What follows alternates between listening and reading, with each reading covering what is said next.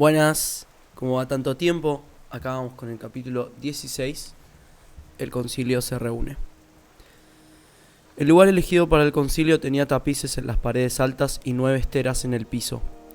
Eso y ninguna otra cosa. 8 esteras dispuestas en semicírculo y otra alejada hacia un costado, y sobre cada estera un almohadón de cuero.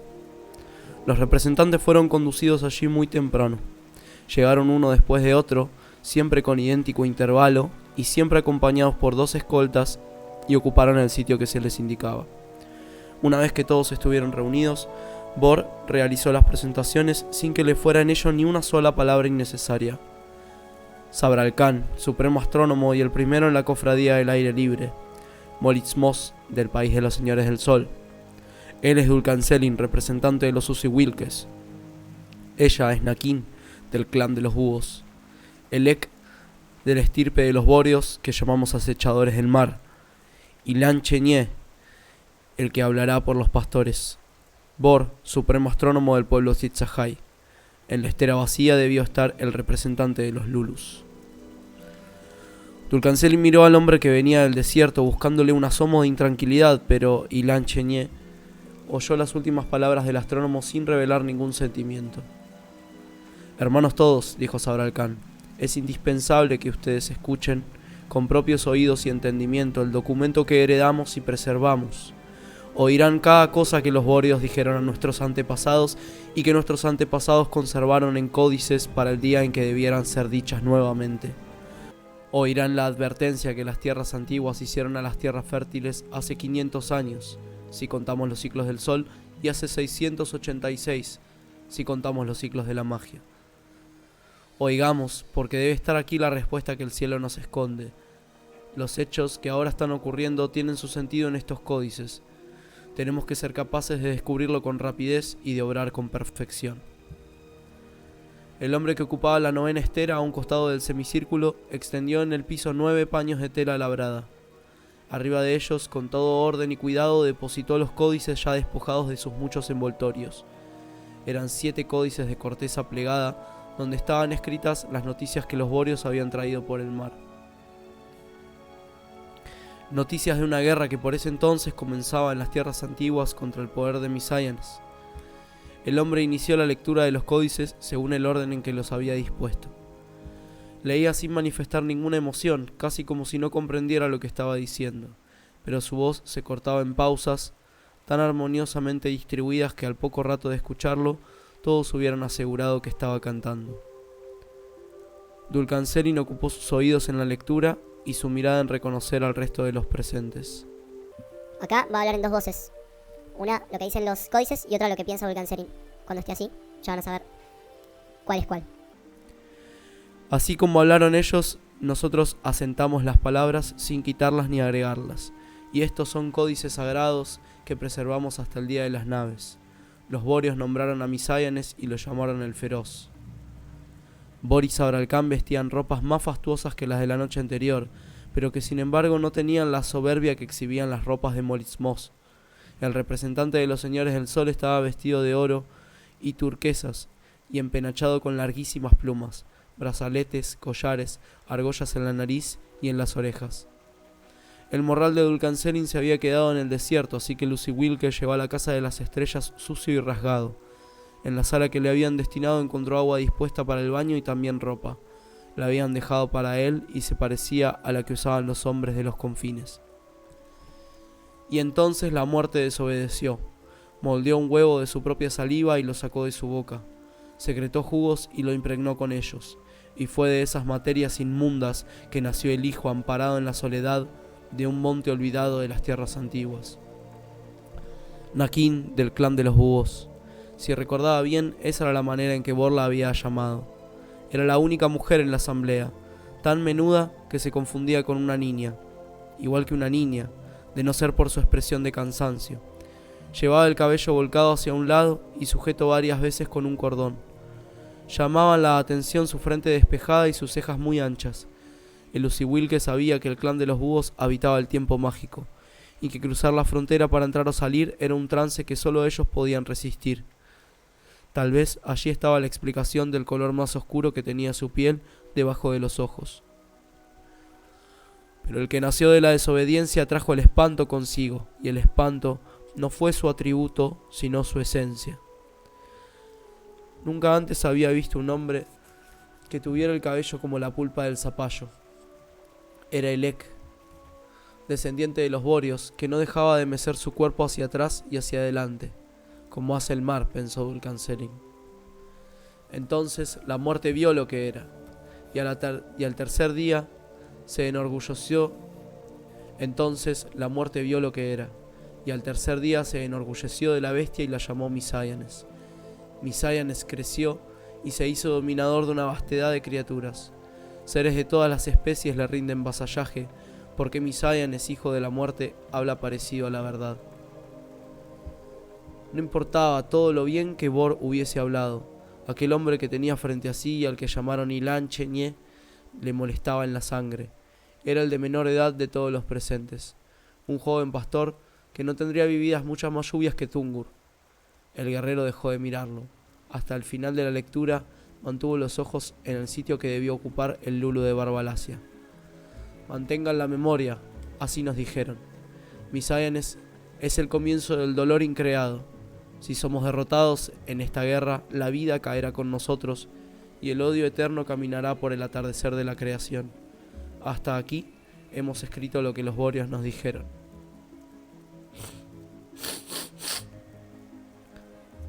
La lectura había llegado a su fin. El hombre de la novena estera envolvió los códices con los paños de tela labrada. Los depositó en el centro del semicírculo, saludó a cada uno con una inclinación y salió del lugar. Entonces Abralcán tomó la palabra. Damos por iniciado este concilio conociendo que no existe recuerdo de algún otro de mayor importancia. No existe recuerdo de algo semejante ni en la memoria viva ni en la memoria escrita. La magia los ha convocado, representantes de los pueblos de las tierras fértiles, porque de todos es el destino. Sea cual fuere la resolución que tome este concilio, recuérdenlo siempre, repercutirá en el pez y en la brizna. Fuera de estas paredes, la magia continúa hurgando en los 4 elementos en busca de señales inequívocas. No hay viento que venga desde el norte que no sea interrogado. No parten las aves en migración sin portar mensajes y requerimientos. No hay movimiento en el cielo o en el mar que no sea escrupulosamente observado. Pero las respuestas o están vacías o son oscuras. Dentro de estas paredes nosotros deberemos decidir en pocos días. Nosotros deberemos ser capaces de transformar la confusión en decisión y luego seremos responsables de lo que ocurra. Hermanos, ya conocemos el tamaño de la tarea. Ahora quisiéramos que Dulcancelin nos pusiera al tanto de unos ciertos hechos que no todos conocen. A su turno, cada uno de los presentes compartirá sus noticias con el resto. Usiwilke, puedes comenzar. Dulcancelin habló de los Lulus, del encuentro en el bosque de la Piedra Alba, de sus cadáveres en una hondonada del desierto. Explicó el cautiverio sin agregar sus propias conjeturas, y por último justificó la huida con la única razón que nadie podía tildar de infundada. El cautiverio se prolongaba demasiado, y sabíamos que el concilio no podía esperar. Mientras Dulcancelin hablaba, Bor asentía complacido. Era evidente que Usiwilke había entendido la necesidad de pasar por alto sus presunciones y evitar todo aquello que no fuera asunto del concilio. Enseguida Dulcancelin mencionó la inesperada visita de Kupuka en medio del desierto. Hermano Usiwilke, dijo Molizmos de los Señores del Sol, ¿podrías explicarnos con mayor claridad cuál fue la visión del que tú llamas Kupuka? Lo intentaré, pero no será muy diferente a lo que ya he dicho. Kupuka recibió tales visiones de los extranjeros que pudo asegurar que ese día y en ese momento sus naves zarpaban hacia las tierras fértiles. Varios indicios coinciden en este punto, intervino Sabralcán. También nosotros nos quedamos dormidos bajo el sol de ese mismo mediodía y soñamos que un camino se abría a paso a través del mar. Esta es información valiosa, volvió a decir Molizmos. Su voz era agradable. ¿Pero mencionó Kupuka algo respecto de la índole de los visitantes? Nada en absoluto. Dijiste que se marchó deprisa, insistió Molizmos. ¿Conoces lo que Kupuka pensaba hacer? Él no me lo dijo y a decir verdad no es seguro que tuviera que ver con los acontecimientos que nos reúnen. Dulcancelin estaba aprendiendo. Lo cierto es que se dirigía al sur, el resto son presunciones. Me llaman Elec. Pertenezco a la estirpe que desciende de los Borios y quisiera contarles algo que ha estado ocurriendo entre los míos. Comenzó tiempo antes de que el mensajero llegara a buscarme. Al principio eran como los dedos de una mano, pero rápidamente otros se sumaron al nuevo hábito de permanecer mirando al Yentru durante días enteros. ¿Contemplar el mar no es acaso una antigua tradición de tu pueblo? No de esa forma. La pregunta de Nakin había sido amable y también lo fue la respuesta. Estamos atados al mar. Nuestra vida se rige por sus ciclos. Es improbable que transcurra un día sin que nos acerquemos a las orillas del Yentru. Ese es nuestro habitual lugar de reflexión y de descanso. Vamos al Yentru por alimento y por respuestas. Sin embargo, esto que les digo es diferente. Un extraño fenómeno impulso a los míos a permanecer estáticos de cara al Yentru sin comer ni beber hasta que las fuerzas los abandonan. Yo mismo los he visto caer mirando el horizonte. Algunos lloran, otros sonríen, todos ellos esperan, y cuando se les pregunta a quién, solo balbucean: vienen los padres. Esto ocurría entre la estirpe cuando recibí la orden de viajar a la comarca aislada, y es posible que aún esté ocurriendo. Lo que dices parece buen augurio, dijo la mujer. Si la estirpe llama padres a los extranjeros, entonces... No es bueno apresurarse, dijo Molitzmos, que un buen augurio no nos haga olvidar los otros. Por alguna causa, Volcancelin no esperaba que el representante de los señores del sol hiciera ese comentario, y mucho le agradó escucharlo porque era su mismo pensamiento. Aprobó a Molitzmos con un gesto, y fue correspondido con una mirada agradecida. Donde vivo no supe nada, y Lanchenier hablaba con dificultad la lengua natural. No vi nada, y los otros no vieron. Hacía tiempo que el uso de la lengua natural se perdía entre los pastores. La práctica de transmitirla de padres a hijos, que era un firme deber para el resto de los pueblos de las tierras fértiles, se observaba poco y mal en las tribus del desierto. Recordamos que Lanchenier partió de su tierra antes de la llegada del ejército de los Lulus, reflexionó Sabra Khan, y como un prolongado silencio indicó que los primeros comentarios se habían agotado, el astrónomo retomó la palabra. Hemos aguardado todo lo posible por una revelación inequívoca. Ya ven que no tenemos sino señales opacas y contrapuestas. Quienes sean los que vienen ya han zarpado y a nosotros se nos acaba el plazo. Estamos obligados a decidir nuestras acciones sin poseer certezas acerca de los extranjeros. Solo nos resta poner todas nuestras virtudes en estas jornadas y admitir que aún así tendremos mucho de ciegos y de niños. Dime si he entendido bien, pidió Molitzmos. Este concilio debe diseñar un plan y ponerlo en funcionamiento. Eso era sabido por todos nosotros. Lo nuevo es que debemos hacerlo renunciando a la idea de conocer la identidad de los que vienen y sus verdaderos propósitos. ¿Es como lo digo? Sabra Khan asintió. Luego, él y Bor se alternaron en una larga y poco auspiciosa intervención que dejó a los presentes sumidos en oscuras cavilaciones. No hay revelación, entonces no hay conocimiento perfecto, dijeron los astrónomos.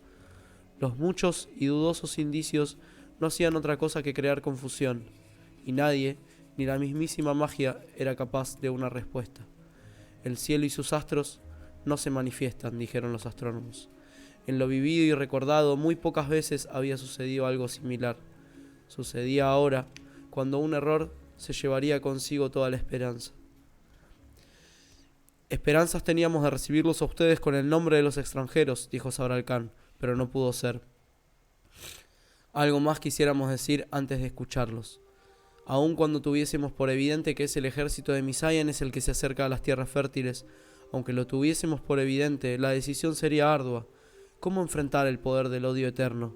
No existen fuerzas que parezcan suficientes, ni estrategias que no acarreen innumerables desdichas. Siendo así, ¿cuánto más difícil será decidir en la ignorancia de la verdad? ¿Los Borios o Misayanes? Procuremos que nuestra decisión tenga patas de venado para que pueda saltar de un lado a otro, ocasionando el menor daño. De repente, como si hubiesen terminado de comprender, todos se empeñaron en tomar la palabra. Estaban ansiosos de decir lo suyo, y en varias ocasiones Sabra Khan debió intervenir para apaciguar el desorden. ¿Cuánto tiempo transcurrirá entre la aparición de las naves en el horizonte y su arribo a las costas?, preguntó Nakin. No serán 2 soles, respondió Sabra Khan, pero si entendemos a lo que te refieres, debemos desatender cualquier insignia que traigan las naves o cualquier mensaje que nos envíen.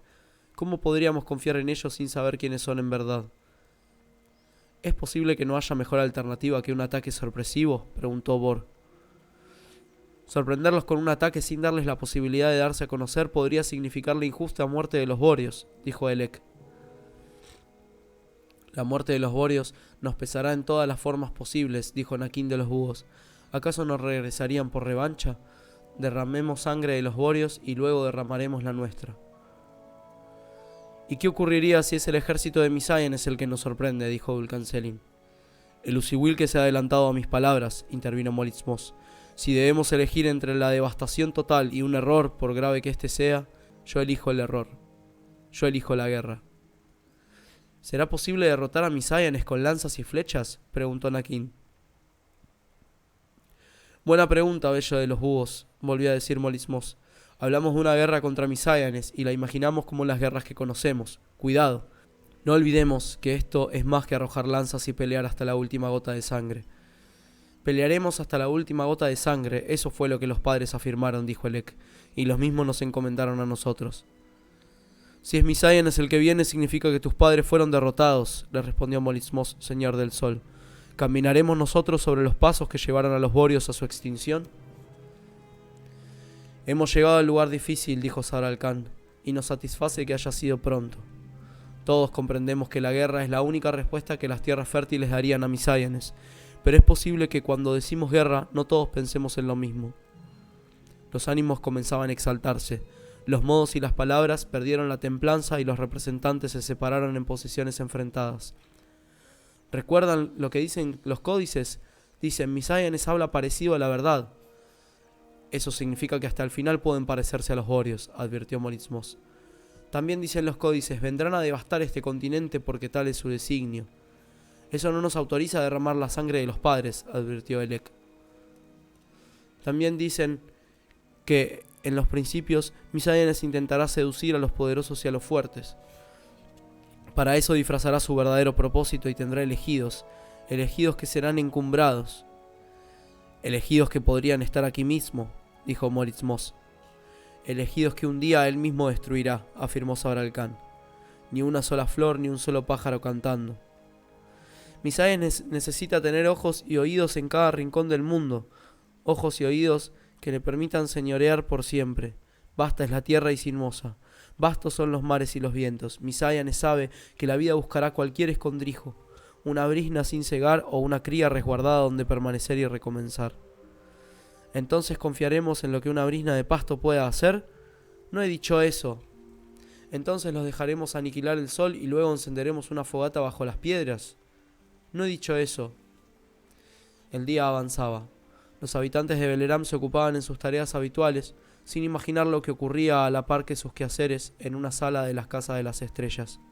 Allí, desde el amanecer, estaban reunidos los 7 que cargaban el peso de una enorme decisión y que hasta ese momento apenas si podían escucharse. Las diferencias entre ellos parecían irreconciliables, el desconcierto crecía y la cólera entintaba las preguntas y las respuestas. Sabral Khan los miraba con serenidad, como si hubiese sabido que aquello iba a ocurrir y esperase el final de la tormenta. Y en realidad, de tan duro pero honrado desacuerdo no podía sino aparecer el camino del entendimiento. Las primeras coincidencias eran vagas. Fácilmente perdían pie cuando alguno de ellos trataba de precisarlas. Las posiciones se acercaban y enseguida volvían a alejarse. Sin embargo, cada alejamiento era más cauto que el anterior. Fue entonces cuando Ilan Chenier pidió la palabra. Se lo indicó a Sabral Khan con un casi imperceptible gesto de su mano. El supremo astrónomo, deseoso de escuchar lo que el pastor tenía para decirles, le otorgó de inmediato la posibilidad que le estaba pidiendo. El joven representante de los pastores estaba sentado sobre la estera a la usanza de los hombres de su pueblo, las piernas juntas y recogidas, el pecho volcado contra las rodillas y las palmas apoyadas en el suelo. Se demoraba en hablar, sin duda porque debía buscar algún modo de hacerlo con su corto conocimiento de la lengua natural. Todos dicen de los Borios, pero ¿qué han dicho y qué han ordenado? Pero Ilan Chenier les pregunta a todos por qué creen y obedecen, y nadie piensa si los Borios quisieron mentir y mintieron de las cosas que pasaban en la tierra de ellos. El silencio que siguió se oyó cansado. El comentario de Ilan Chenier los obligó a desandar lo recorrido y los dejó de nuevo en el comienzo de la jornada, agobiados por la sensación de que era necesario volver a empezar. Cada uno de los representantes repitió para sí la pregunta que el pastor había hecho, cada uno pensando que sin duda semejante pregunta tendría una respuesta terminante. No importaba si ellos no podían expresarla claramente. Alguien podría hacerlo. Sabra Khan lo haría. Ok, capítulo 16. Y es un capítulo largo y complicado porque ya se empezó a dar el concilio y hay muchas posiciones encontradas. En una parte había demasiadas voces sonando, cada uno con su opinión. Lo más importante a recalcar me parece lo siguiente. En un momento Sabra Khan dice algo así como: qué bueno que estamos de acuerdo en que la guerra sería la única respuesta que las tierras fértiles darían a Misayanes, dando por hecho de que nadie en las tierras fértiles se arrodillaría ante él. Siempre digo que dejen en los comentarios y al final nunca nadie lo hace.